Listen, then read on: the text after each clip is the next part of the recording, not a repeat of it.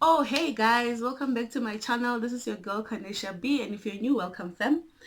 So yeah guys, I've not been recording videos for a long time now. I had stuff to deal with.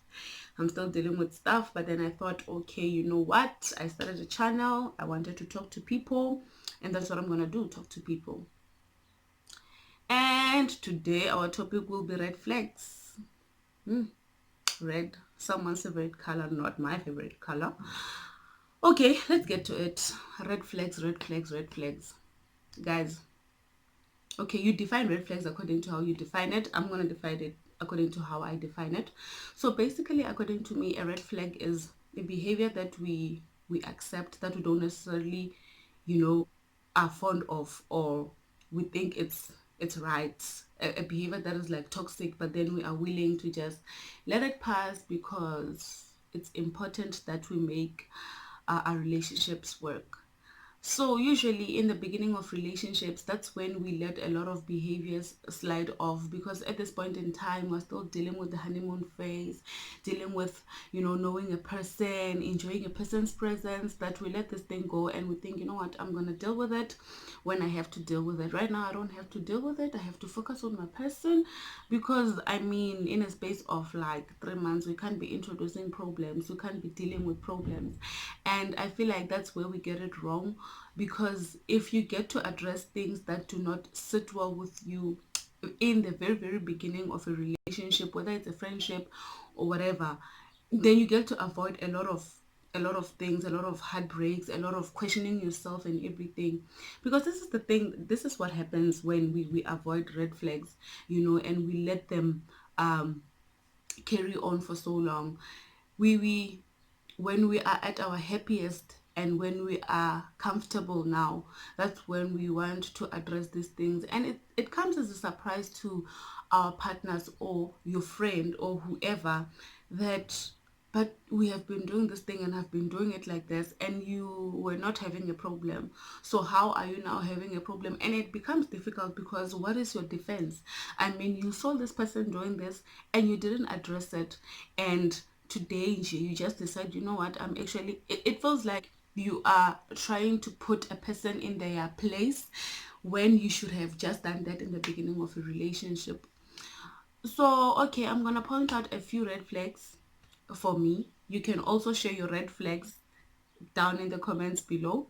So, things like being obsessed with your ex. Um, it's generally not a good idea to be with someone if you're still stuck up with someone, because I feel like that's when you get to make the other person suffer for another person's mistakes. And we experience people differently. We cannot want to project what has been done to us or what we have experienced onto another person who's just willing to be there and listen to us and give us their time and affection. And what we do is always complain about what the ex has done to me. It shows just how much we can't let go of things. It shows how much we have not forgiven ourselves. And if that's what it is, then it means that in this relationship we're still going to have a problem of forgiveness and letting go of things that we should just let go, and things that are not like really necessary. Another red flag that I can think of. Okay, guys. So these things I'm not just speaking. I have a book with me where I write these things, because I just don't want to say things that come out of my head. Okay, well, the lighting in my room is bad, but the book is written, the master plan. So this is my YouTube book. This is where I get to write my ideas. So another thing is, in the always being criticized. I know that we are not perfect, and people are gonna have comments about us. Sometimes the things that we do might not necessarily be okay to other people, or the people or the person that we are sharing a relationship with. But then if someone always criticizes you and does not give you the confidence to be confident in what you do, then it's probably not a good idea, because that's when now you start seeking validation for everything that you need to do. That's when you feel like, you know what, I cannot do this if my friend didn't approve of it. I cannot do this if my partner didn't approve of it. I mean, like, it has to get to a point where you have to be your own person, and you get to make your own decisions, so that as a person you are confident, and that you're capable of making decisions that are sane and that are rational. Okay, Another thing is refusing to take responsibility. You know, it's difficult. You know, sometimes we like to shift, because I mean shifting is easy. You refuse, nje.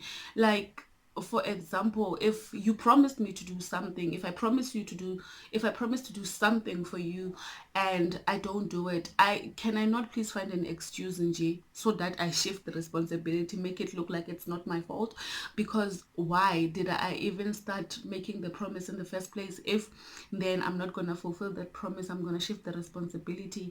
These are the things that we should look out for, and these are the things that should be addressed immediately when you start a relationship with your friend, with your partner, with whoever. And okay, one final point that I want to make.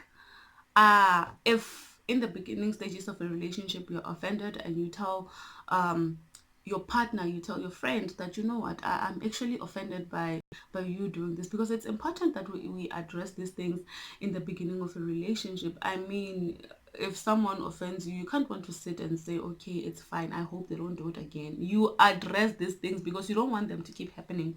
And if you meet someone who can't apologize, run for your life, because what you're gonna have to do for the rest of your life, for as long as you're gonna be with that person, is to give yourself apologies. And that's just not enough, because you need someone to apologize to you and acknowledge that, you know what, I actually hurt the other person, you know. And sometimes it's not even our intentions to hurt other people, but then if people are offended or people are hurt by our actions, we are in no position to defend our actions by saying, no, I didn't do it to hurt you. Yes, you didn't do it to hurt me, but it did hurt me. What you should do is apologize. So if you meet a person who can't apologize, beggar, my brother, run for your life, because you're going to suffer. Well, there's nothing that I can say about it.